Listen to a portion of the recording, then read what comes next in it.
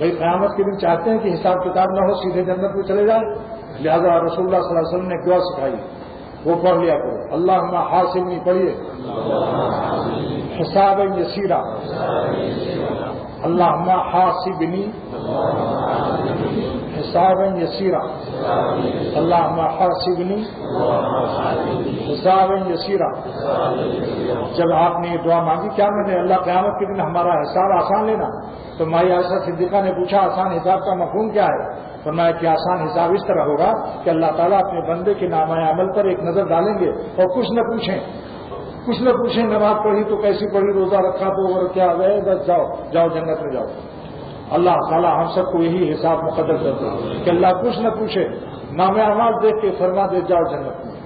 اور منو پیشہ اس جگہ جس سے حساب کتاب، جس سے سوالات ہوئے، اس کی خیریت نہیں ہے۔